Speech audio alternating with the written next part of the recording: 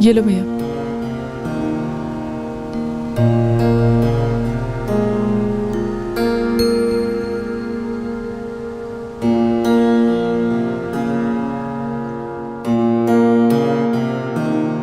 ताला ये कहाँ चले गए?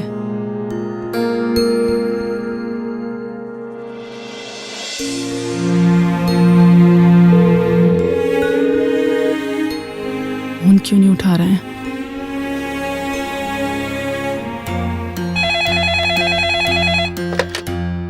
हेलो। हाँ, कौन बोल रहे हैं? जी हाँ, प्यून रामदीन बोल रहा हूँ। हाँ रामदीन, सुरेश साहब से बात कराओ। मैं शालिनी बोल रही हूँ, उनकी वाइफ। वो तो पिछले 3 दिनों से ऑफिस नहीं आए और छुट्टी की अर्जी भी नहीं दी है। अच्छा ठीक है। ठीक है। प्रेमा, प्रेमा। अरे शालिनी तुम? वो घर पर ताला लगा हुआ है, सुरेश बता के गए कहाँ है? तुम गई तब से मुझे सुरेश तो दिखाई नहीं दिया, और घर पे भी 3 दिनों से ताला ही लगा हुआ है।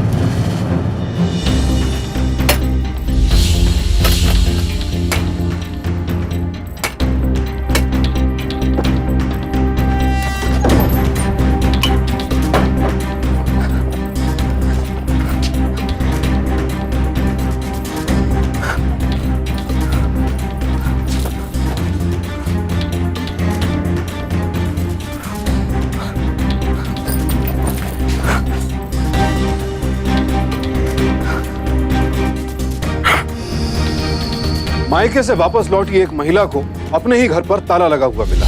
पता चला पति 3 दिनों से घर नहीं लौटा था। आखिर क्या बात थी?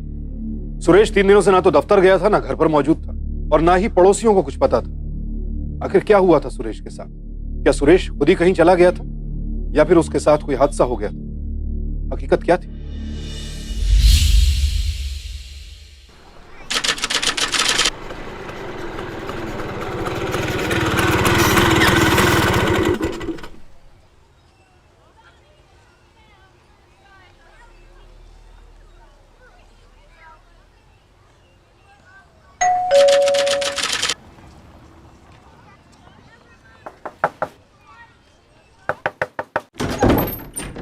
अरे ऑफिस से जल्दी आ गए आज?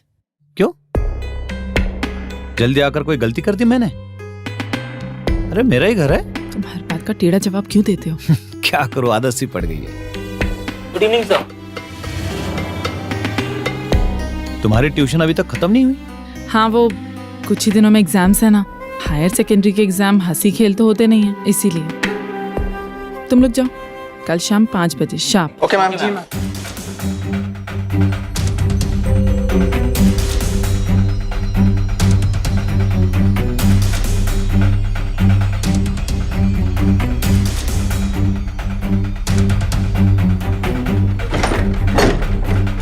प्लीज दूसरों के सामने तो अच्छे से बिहेव किया करो, वो लोग क्या सोचेंगे? अब तो कोई नहीं है ना बाहर वाला घर में। 2 टिकट लाया हूं मैं नाइट शो की। वो क्या है ना, कल से मेरी नाइट ड्यूटी शुरू होने वाली है। उसके बाद कब वक्त मिलेगा साथ में फिल्म देखने का? रहने दो, हाथ पैर दो, मैं खाना लगाती हूँ।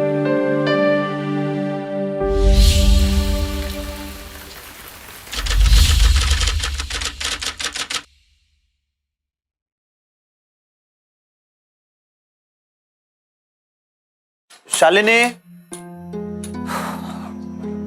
शालिनी चाय पिलाओ भाई।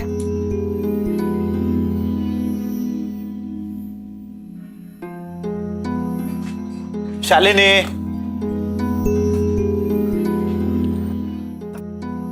शालिनी,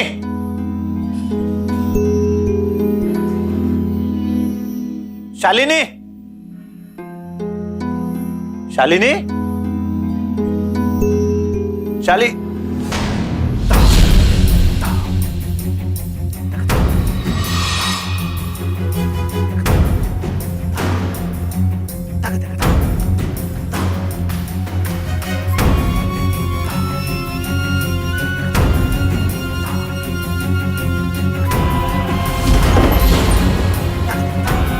अरे आप उठ गए? मैं आपके लिए अभी चाय बना देती हूँ। शालिनी, कौन था वो लड़का? कौन लड़का? वही जिसे तुम रास्ते पर हंस हंस कर बात कर रही थी? वो अपने मोहल्ले में रहता है। उसकी बहन मुझसे स्कूल में पढ़ती है। मैं दूध लेकर आ रही थी तो मुझे रास्ते में मिल गया। बस अपनी बहन की प्रोग्रेस के बारे में पूछने लगा, बस। अपनी बहन के बारे में उसे इतनी फिक्र है तो स्कूल में जाता। इस तरह तुम्हें रास्ते पे खड़े होकर बात करने की क्या जरूरत है? वो क्या किया है तुम्हें सुरेश? 7 साल हो गए हमारी शादी को। यूं बेवजह मुझ पे शक करना बंद करो। मुझे स्कूल जाना चाहिए था, मुझे रास्ते में क्यों रोका? इन सब बातों का क्या मतलब है? वो मुझे रास्ते में मिला, उसने मुझे विश किया और मैंने जवाब दिया, बस। तुम मुंह हाथ धो लो, मैं चाय बनाती हूँ।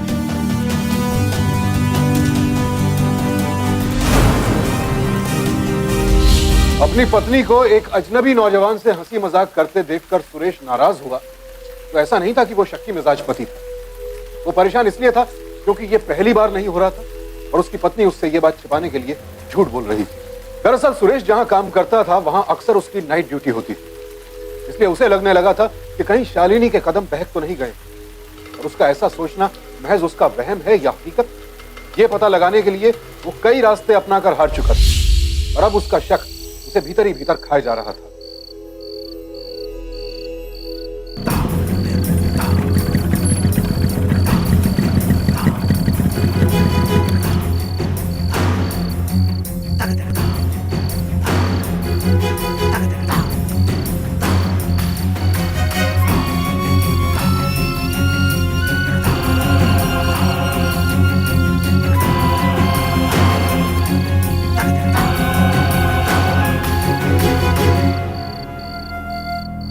लेट हो गई आज? हाँ, स्कूल में बहुत काम था। वक्त पर बस भी नहीं मिली होगी, तभी तो लेट हो गई। ऑटो करके आना पड़ा। आज पकड़ी गई तुम। झूठ बोलती हो तुम।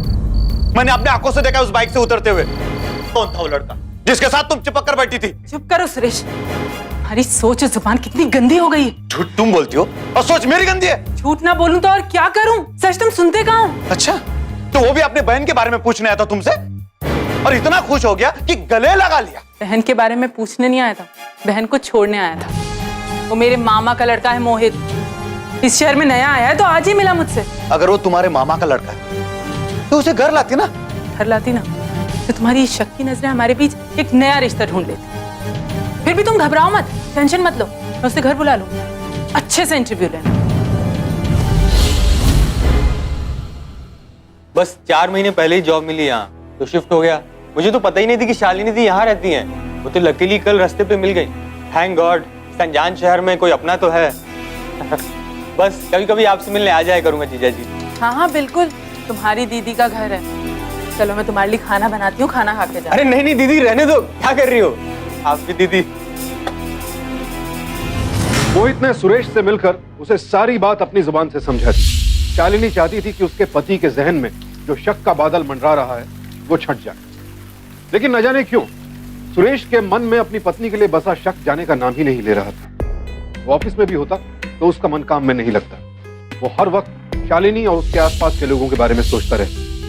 आखिर क्यों सुरेश इस कदर शक के साए में गिरता जा रहा था?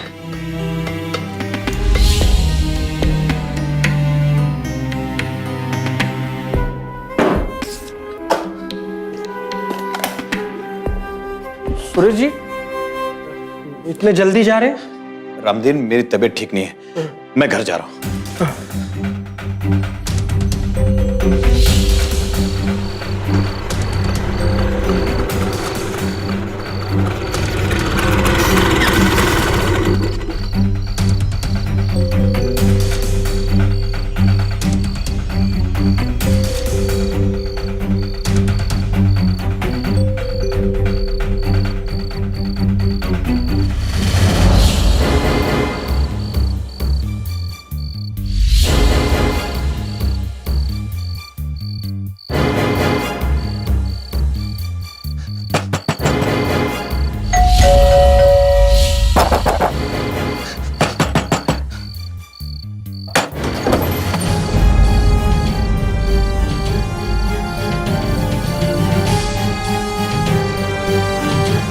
इतनी देर क्यों लगा दी तुमने दरवाजा खोलने में? वो मैं अंदर थी। ऐसा कौन सा काम कर रही थी तुम?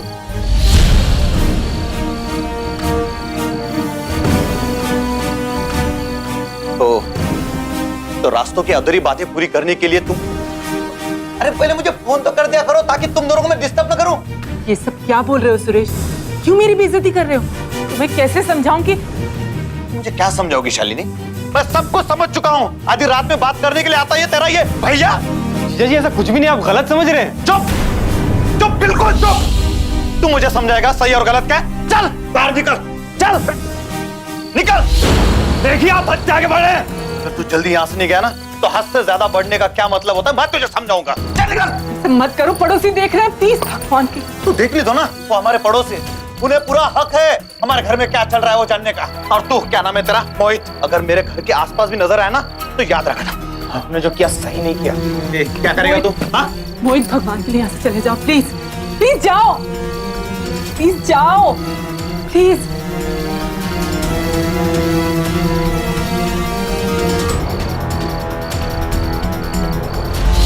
आपको क्या लगता है, क्या सुरेश की परेशानी वाजिब थी? वैसे देखा जाए तो उसकी बेचैनी को सिरे से खारिज भी नहीं किया जा सकता। किसी भी रिश्ते में ट्रांसपेरेंसी यानी पारदर्शिता का होना बेहद जरूरी है, और खासकर पति पत्नी के बीच तो इसकी अहमियत सबसे ज्यादा है। सुरेश और शालिनी के बीच इसी ट्रांसपेरेंसी की कमी आ गई, और इसी वजह से सुरेश के दिन का सुकून और रातों की नींद गायब हो चुके थे। पूरी रात सड़क पर गुजारने के बाद भी सुरेश किसी नतीजे पर नहीं पहुंच पाया। वो चाहकर भी शालिनी की किसी भी सफाई को नहीं मान पा रहा था। कहाँ थे तुम रात भर? ना ऑफिस गए, ना फोन उठा रहे थे। पता मैं कितना डर गई थी। सुरेश देखो, तुम मुझसे कितना भी झगड़ा करा करो, मगर प्लीज ये चुप्पी मत साधा करो, मेरी जान निकल जाती है। भगवान के लिए जवाब दो, कहाँ थे? सुरेश बोलो। ऑफिस में मन नहीं लग रहा था, इसलिए सोचा कि बाहर जाकर सड़क नापूं। वो क्या है ना, सोचा कि बाहर कोई चाचा मामा का कोई बेटा मिल जाए या कोई बहन। देखो बाई नहीं आई, मैं खाना बनाकर जा रही हूँ, तुम खा लेना। जरूरत नहीं है, मुझे नींद आ रही है, तुम जाओ।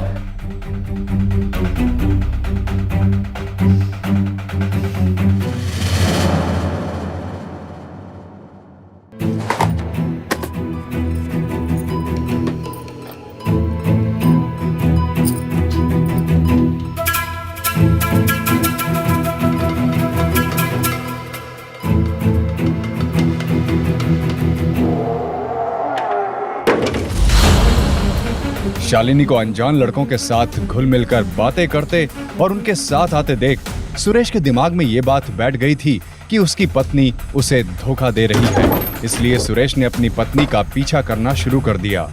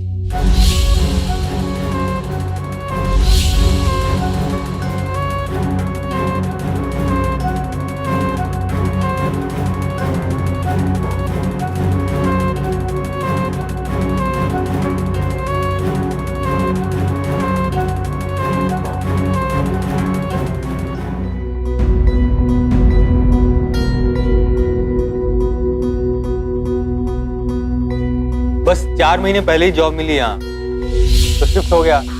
मुझे तो पता ही नहीं थी कि शालिनी दी यहाँ रहती हैं। वो तो लकीली कल रास्ते पे मिल गई। थैंक गॉड, इस अनजान शहर में कोई अपना तो है।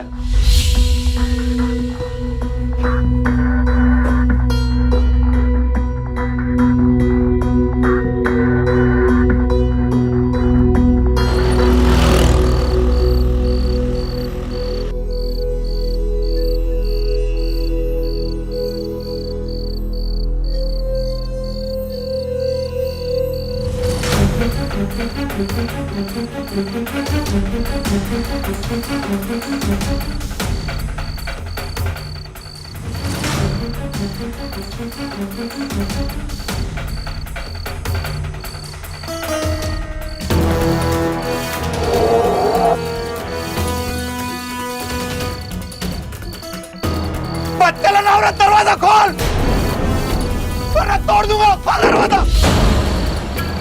दरवाजा खोल दिया है नहीं? खोल खोल दरवाजा।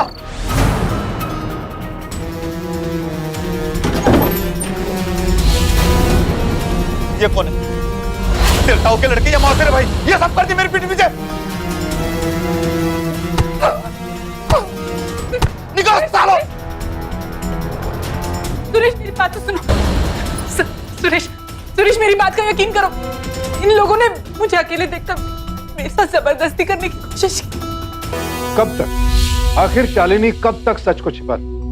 कहते हैं झूठ के पांव नहीं होते, देर सवेर उसका राज खुल ही जाता है। लेकिन हैरत की बात यह थी कि शालिनी अब भी खुद को बेगुनाह साबित करने पर तुली हुई थी।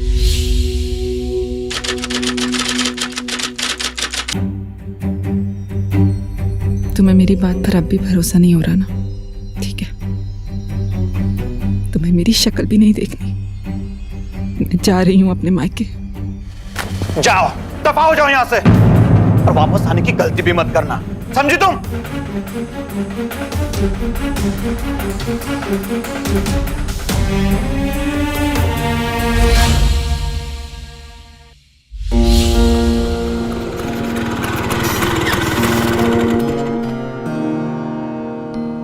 ये लो भैया।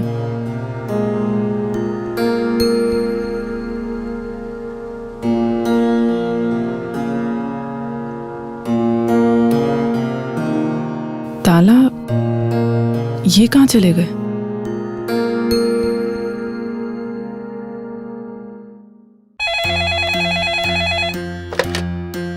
हेलो, हाँ, कौन बोल रहे हैं? जी हाँ, प्यून रामदीन बोल रहा हूँ। हाँ, रामदीन, सुरेश साहब से बात कराओ।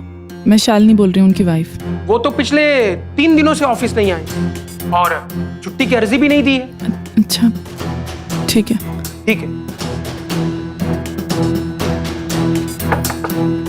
प्रेमा, प्रेमा, अरे शालिनी तुम? वो घर पर ताला लगा हुआ है। सुरेश बता के कहाँ है? तुम गई तब से मुझे सुरेश तो दिखाई नहीं दिया, और घर पे भी 3 दिनों से ताला ही लगा हुआ है।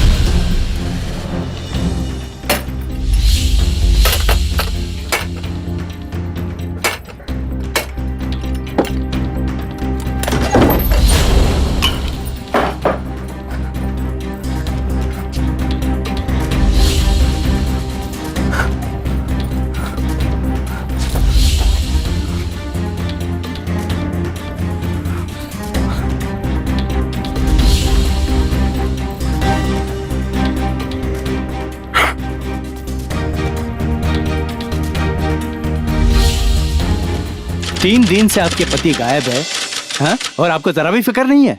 कहाँ थी आप ये 3 दिनों में? सर, मैं अपने मायके गई हुई थी और बहुत दिन हो गए थे। जब मैं घर लौटी तो मालूम पड़ा कि 3 दिन से सुरेश घर नहीं आए और वो ऑफिस भी नहीं गए। आपका अपने पति के साथ कुछ झगड़ा हुआ था? नहीं सर, मेरे पति सुरेश बहुत अच्छे आदमी हैं। इनफैक्ट मोहल्ले और ऑफिस में सब उनसे बहुत प्यार करते हैं सर। एक काम कीजिए, आप सुरेश जी का नंबर दीजिए, मोबाइल नंबर, आपका नंबर दीजिए और आपके पति का फोटो दीजिए। लिखिए।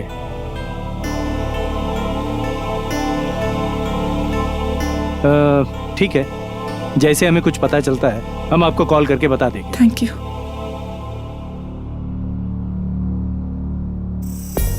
मदन, इस फोटो की कॉपीज निकाल के सारे पुलिस स्टेशन में भिजवा दो और इस मोबाइल नंबर की कॉल डिटेल्स निकालना। यस। तब तक मैं सुरेश के ऑफिस में जाके पूछताछ करता हूँ। आइए सर।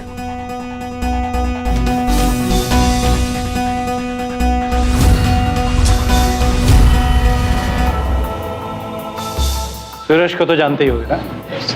कैसा आदमी था? यानी कुछ परेशान करता या कुछ झगड़ा या किसी से कोई दुश्मनी? अरे नहीं सर, सुरेश की किसी से कोई दुश्मनी नहीं थी सर। सर वो तो बड़ा ही हंसमुख और मिलनसार आदमी था। जी हाँ सर, और कुछ दिनों से वो बहुत परेशान भी थे।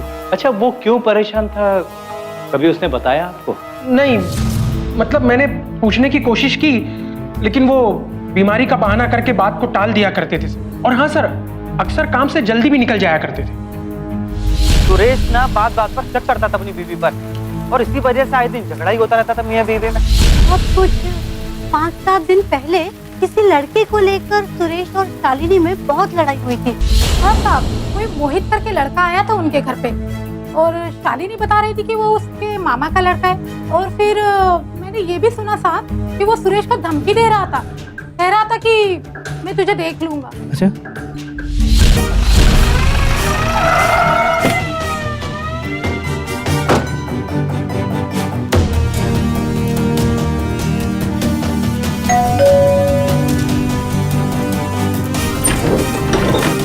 हेलो, आप यहाँ? क्या मैं अंदर आ सकता हूँ? हाँ, please come in. Thank you.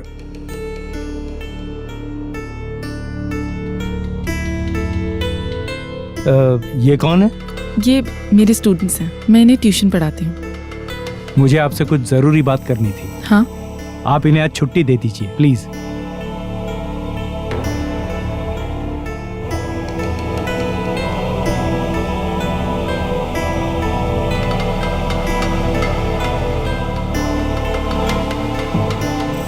जी बोलिए। मोहित को तो आप जानती होगी ना? मोहित? मोहित मोहित मोहित वो मेरा फ्रेंड है। फ्रेंड? बट पड़ोसी बता रहे थे कि वो आपके मामा का लड़का है। आप समझते हैं ना सर, एक औरत किसी मर्द से दोस्ती कर ले, वो भी मेरी जैसी शादीशुदा मिडिल क्लास औरत, तो ये दुनिया उसे बहुत गंदी नजरों से देखती है सर। अच्छा, ये सुरेश और मोहित के बीच में किस बात को लेके झगड़ा हुआ था? झगड़ा नहीं हुआ सर, वो तो क्रिकेट मैच को लेके उनकी बहस हो गई थी बस। कहाँ रहता है मोहित? उसका घर तो नहीं मालूम सर, पर स्कूल के कहीं आसपास ही रहता है। मोहित का नंबर मुझे लिख के दोगे क्या जरा प्लीज? या श्योर। Thank you. सर, हाँ, फोन ऑफर है सर। इंटरेस्टिंग। मोहित शालिनी का दोस्त है। मोहित का शालिनी के पति सुरेश के साथ झगड़ा होता है और उसके 3 दिन बाद सुरेश गायब और मोहित का फोन बंद। एक काम करो, उस फोन की लोकेशन पता करो, उस फोन से लास्ट कॉल किसे की गई और लास्ट कॉल कौन सी आई, इसका भी पता। Yes sir. ठीक है सर। हाँ, मोहित के कॉल की डिटेल आ चुकी है सर। जिस नंबर से आखिरी बार फोन किया गया है वो नंबर ये है। अच्छा, लास्ट लोकेशन सरिता विहार। सरिता विहार। जिस दिन के कॉल के बारे में आप बात कर रहे हैं सर, उसके अगले ही दिन इस मोहित की लाश पुलिस को मिली थी। बहुत बेरहमी से मारा गया था सर। अच्छा, यहाँ लाश मिली, वहाँ कोई सबूत, कोई गवाह या कत्ल का कोई इंटेंशन, मकसद क्या था, कुछ पता चला? कुछ पता नहीं चला सर, इन्वेस्टिगेशन जारी है सर। सर, सिंह साहब का फोन है सर। Madan, yes sir. हम ये सोच रहे थे कि मोहित ने सुरेश को गायब किया, बात कुछ और है। 1 मिनट, 15 तारीख को मोहित और सुरेश का झगड़ा हुआ, 16 तारीख को मोहित की लाश मिली और 17 तारीख को यह खबर आई थी लाश मिलने की, और उसी दिन से सुरेश गायब है। कुछ गड़बड़ है। Madan, yes sir. पता करो कि मोहित को लास्ट कॉल किसका आया था, और यह भी पता करो कि 16-17 तारीख को सुरेश अपने ऑफिस गया था या नहीं गया था। सर, 15 की रात को सुरेश जी की नाइट ड्यूटी थी, लेकिन वो उस रात को ऑफिस नहीं आए थे, बल्कि 16 की रात को ऑफिस आए थे, लेकिन जल्दी चले गए थे। सर, थोड़े परेशान दिखाई दे रहे थे। हाँ, और उसी दिन से वो लापता है। क्या तुम मुझे उसका टेबल बताओगे? जी हाँ, ये है।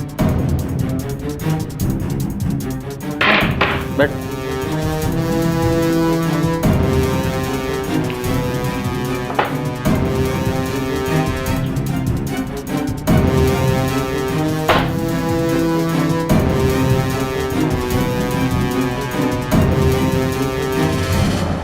गुत्थी सुलझने के बजाय और उलझती जा रही थी। पुलिस ने तहकीकात में कोई कसर नहीं छोड़ी, लेकिन कोई सिरा हाथ नहीं लग रहा। अब तक सुरेश को ढूंढने के उद्देश्य से चल रही तहकीकात में मोहित के कत्ल की गुत्थी आकर भी उलझ गई।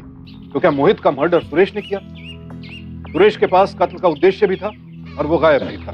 मोहित के कत्ल का मुख्य संदिग्ध सुरेश ही नजर आ रहा था। ऐसे में यह केस पुलिस के लिए एक बड़ी चुनौती बन चुका था। पर पुलिस ये भी जानती थी कि अगर एक भी सुराग हाथ लगा तो कातिल उनकी गिरफ्त में होगा। लिहाजा पुलिस सरगर्मी के साथ उस एक सुराग की तलाश में जुट गई। क्या मोहित का खून हो गया? हाँ, मोहित का खून हो गया, लेकिन कैसे हुआ ये नहीं पता। लेकिन आपको नहीं पता, ताज्जुब लग रहा है मुझे। आप न्यूज़पेपर नहीं पढ़ती? मैं अक्सर न्यूज़पेपर नहीं पढ़ती, टाइम नहीं मिलता। टाइम का ही गणित है सर। आपका पति के साथ मोहित का झगड़ा हुआ, दूसरे दिन मोहित का खून हो गया और उसके 2 दिन बाद आपके पति गायब। हो सकता ना कि गुस्से में आकर उन्होंने मोहित का खून कर दिया और पकड़े जाने के डर से गायब हो गए हो। मुझे कुछ समझ में नहीं आ रहा। सुरेश ऐसा नहीं कर सकते, वो तो एक चींटी तक नहीं मार सकते। मुझे यकीन नहीं हो रहा। Excuse me. हाँ मदन बोलो। सर मोहित को लास्ट कॉल जिस नंबर से आया वो नंबर किसी राहुल नाम से रजिस्टर्ड है। टेलीकॉम कंपनी से जैसे हमने एड्रेस निकलवाया और वहां पर जाकर पूछताछ की तो वहां कोई नहीं था सर। मुझे ऐसा लगता है सर फर्जी आईडी देकर नया सिम कार्ड खरीदा गया है। एक काम करो, वो सिम कार्ड जिस डीलर ने इशू किया उसका पता लगा। ये नंबर देखो, इसका सिम तुमने किसे बेचा था? 1 मिनट सर।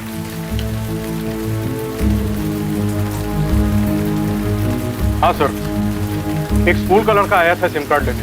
मैंने एक्टिवेट करा दिया था। 2 दिन उसका फोन चला, लेकिन वेरिफिकेशन करने के बाद कंपनी ने सिम बंद कर दिया। एड्रेस प्रूफ में कुछ प्रॉब्लम थी। उसके बाद वो लड़का यहाँ आया ही नहीं। लड़के को अगर देख लोगे तो पहचान लोगे? एक बार देखूंगा तो पहचान लूंगा सर।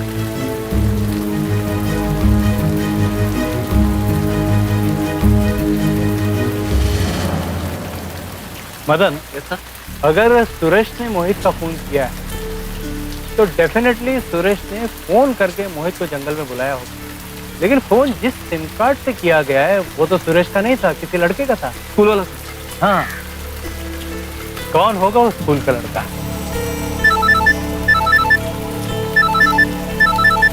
हाँ या तो क्या? कहाँ?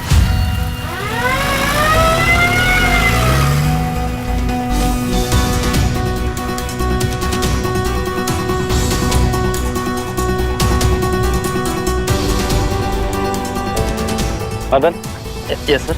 ये लाश का चेहरा ऐसे ही खराब नहीं हुआ है। इस आदमी का कत्ल करके इसका चेहरा कुचल दिया गया है ताकि लाश की पहचान ना हो। पोस्टमार्टम में भेजो इसे। यस।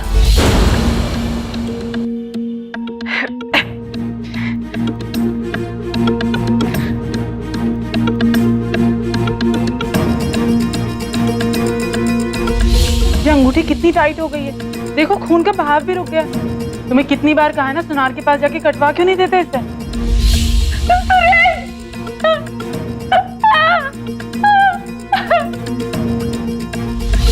मुझे हमदर्दी है आपसे शालिनी जी, मगर सुरेश की हत्या हुई है, वह आत्महत्या नहीं है। क्योंकि मरने के बाद आदमी अपना चेहरा नहीं कुचल सकता है। अब सवाल ये उठता है कि सुरेश को मारा किसने? और यहीं आके हमारी इन्वेस्टिगेशन रुक जाती। अब देखिए ना, मोहित आपका दोस्त था, आपके पति सुरेश को मोहित पे शक हुआ, दोनों में झगड़ा हुआ और उसके अगले दिन सुरेश की लाश मिलती है। ये लाजमी है कि सुरेश ने ही मोहित का खून किया होगा। अगर सुरेश ने मोहित का खून किया है तो फिर सुरेश को किसने मारा? मैं आपका इशारा समझ रही हूँ इंस्पेक्टर। मेरी दिन की ड्यूटी होती है और सुरेश की रात की। ना हम मिल पाते थे, ना बात कर पाते थे। इन सब के बीच में मैं बह गई थी सर। दरअसल मेरे हस्बैंड के अलावा भी मेरे बाकी लोगों के साथ ताल्लुकात थे। मोहित से जो लड़के मेरे घर ट्यूशन पढ़ने आते थे उनसे भी, और एक लड़का मेरे घर के पास में रहता है। लेकिन जब मोहित के मर्डर के बारे में पता चला तो मुझे लगा कि इसके पीछे सुरेश का हाथ है, क्योंकि उसे हम दोनों के बारे में सब पता चल गया था सर। लेकिन जब सुरेश भी मुझे लगता है सर कि सुरेश ने उन चारों लड़कों के साथ झगड़ा किया और उन चारों ने सुरेश को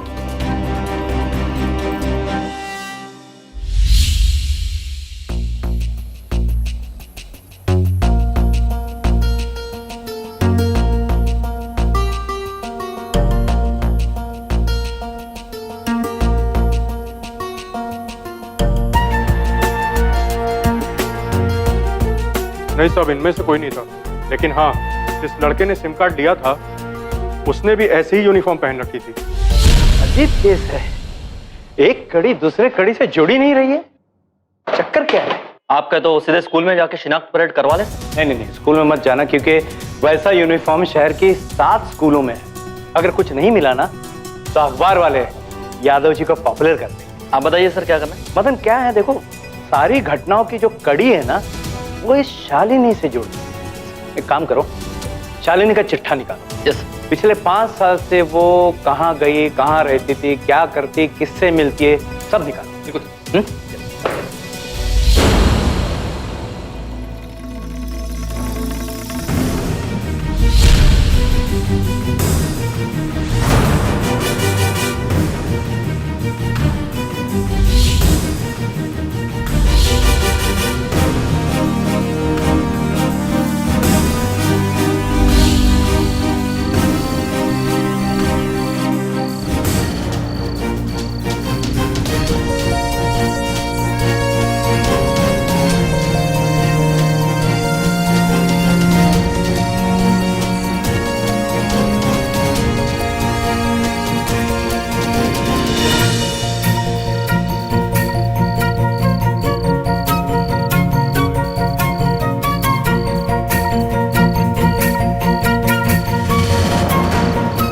जा बेटा, बहुत होगी मस्ती होगी। चल अंदर जाके दूसरी ट्यूशन कर दे। अरे क्या कर रहा था शालिनी के घर? मेरी मैडम है सर, मैं तो नोट्स लाने गया था सर। इधर देख, रात के 12:30 बजे कोई किसी के घर पे नोट्स लेने जाता है? नोट्स लेने जाता है? बता सर, टीम लीडर आया सर। ले आओ उसे। आयो। चेहरा दिखा, चेहरा दिखा, चेहरा दिखा।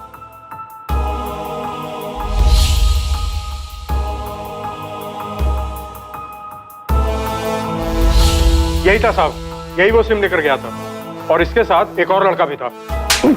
कौन था लड़का? कौन था तेरा दोस्त? बता बोल।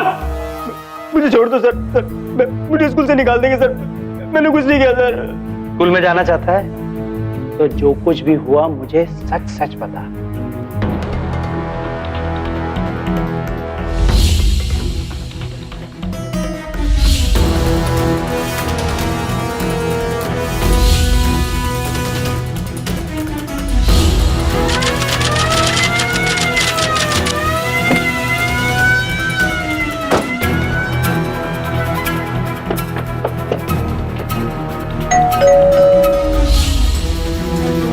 इस वक्त कौन आया?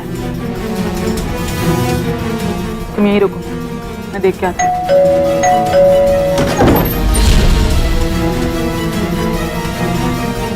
आप लोग यहाँ? हाँ, सोचा टहलते टहलते आपके घर चला जाए, सोचा मिल लो आपसे। कुछ पता लगा आपको? कातिल का पता लग गया है। कौन है वो? वो सुरेश का एकदम ही नजदीकी वाला है। उस गरीब को इस बात का एहसास ही नहीं हुआ कि इतना नजदीकी आदमी भी उसका कत्ल कर सकता है। You are under arrest. What? किस जुर्म में? अपने पति सुरेश की हत्या करने की जुर्म। देखिए, आप लोग ऐसा नहीं कर सकते। आप एक शरीफ औरत को इतनी रात को गिरफ्तार नहीं कर सकते। शरीफ औरत? हाँ।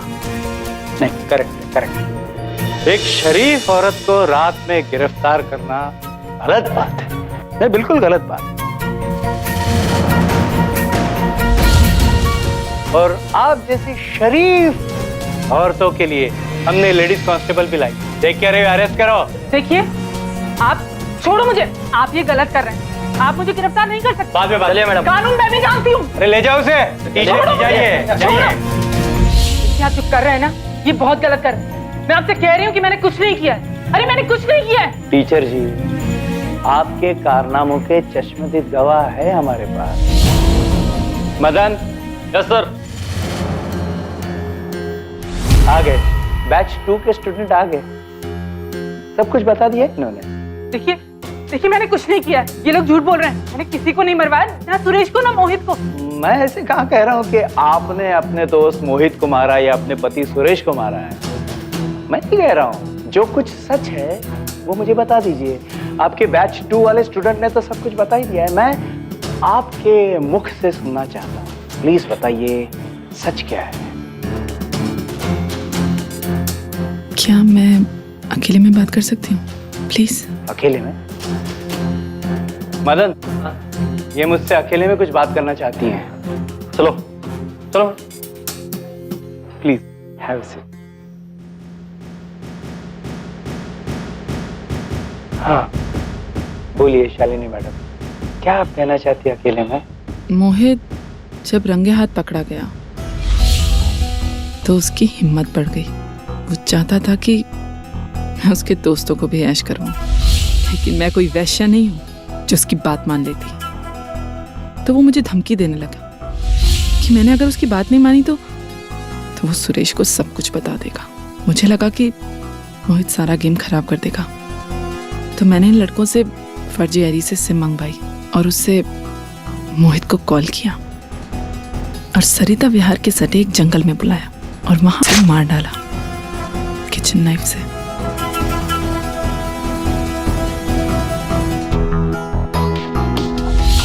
मुझे लगा कि ये सब के बाद सुरेश मुझ पे शक करना बंद कर देगा, लेकिन वो न्यूज़पेपर ने सारा गेम खराब कर दिया। सुरेश को लगा कि मैंने मोहित का मर्डर किया है। सुरेश उस रात जल्दी घर आ गया और उसने मुझे हम तीनों स्टूडेंट्स के साथ रंगे हाथ पकड़ लिया। स्टूडेंट्स को तो उसने भेज दिया, लेकिन मेरे साथ मारपीट करने लगा। और उसके बाद मैं कहीं नहीं जाऊंगी, मेरा भी घर है। घर था, अब नहीं, क्योंकि मैं बहुत जल्दी तुझे तलाक देने वाला हूं। मैं नहीं होने दूंगी तलाक। जी तुम आइडेंटिटी जानती है किसे कहती है? तुझे एक गुल खिला रही है जिसके आधार पर मुझे बहुत जल्दी तलाक मिल जाएगा, और एक फूटी कौड़ी भी नहीं मिलेगी तुझे एलिमनी के नाम पर। मोहित का खून यूं ही माफ नहीं हो जाएगा। मोहित के खून के पीछे कौन है, तुझसे और मुझसे बेहतर और कौन जान सकता है? समझी? तुझे मेरा सुख चैन छीन ली, मैं तेरा सुख चैन कैसे छीनता हूं? बर्बाद कर दूंगा मैं तुझे, बर्बाद। ऐसी हालत में ना तो मुझे एलिमनी का पैसा मिलता और सजा मिलती वो अलग। ऐसे में मेरे पास सिर्फ एक ही रास्ता था। मैंने मुन्ना और गौरव को बुलाया और उन्हें धमकी दी कि सुरेश उनके खिलाफ रिपोर्ट करवाना चाहता है। मैंने मुन्ना और गौरव को बुलाया और उन्हें धमकी दी कि सुरेश उनके खिलाफ रिपोर्ट करवाना चाहता है, और एडल्ट्री के केस में मुझे तो कुछ नहीं होगा, लेकिन तुम लोगों को सजा मिल सकती है। और अब तो सुरेश को मोहित के खून के बारे में भी मालूम चल गया। सोचो अगर तुम्हें पुलिस पकड़ कर ले जाएगी और तुम्हारे घर वालों को ये बात पता चलेगी, तो आप क्या करें मैम? हमें सुरेश को रास्ते से हटाना होगा, और मेरी बातों के असर से बच नहीं सके वो लोग। और फिर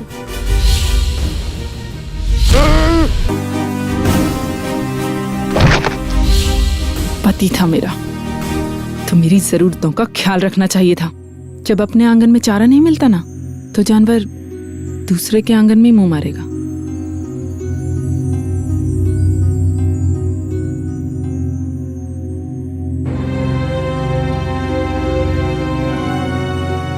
आपको सब कुछ सच सच बता दिया है, तो अब अगर आप चाहें तो अपने तक रख सकते हैं। इसके बदले में ये स्टूडेंट्स है ना, बहुत पैसा देंगे आपको, और बोनस में, और जो बदले में मैं दूंगी कोई और नहीं दे सकता।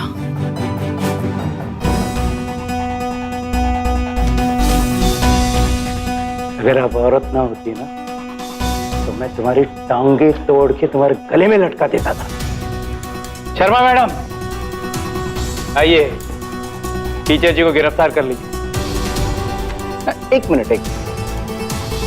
आपने जो अपने मुख से कन्फेशन किया है ना, वो रिकॉर्ड हो चुकी है। वो रहा कैमरा। Thank you. ले जाओ इसे। पति पत्नी का रिश्ता विश्वास की नींव पर टिका होता है, और अगर यह विश्वास विश्वासघात बन जाए तो उसका अंजाम बेहद खतरनाक भी हो सकता है। अपनी जरूरतों को पूरा करने के लिए जो रास्ता शालिनी ने चुना, उसने अपने साथ साथ और कई जिंदगियां बर्बाद कर दी। वो भूल गई कि वो एक शिक्षिका थी। उसका काम नई पीढ़ी को, अपने स्टूडेंट्स को सही रास्ता दिखाना था, ना कि उन्हें अपराध के रास्ते पर धकेलना। पुलिस जांच के बाद मुकदमा चला और शालिनी को 1 से ज्यादा हत्याओं, अपहरण और व्यभिचार यानी अडल्ट्री का दोषी पाते हुए अदालत ने उसे आईपीसी की धारा 364, 497 और 302 के तहत उम्र कैद की सजा सुनाई। हत्या में शामिल अपराधी छात्रों को बाल सुधार गृह भेज दिया गया।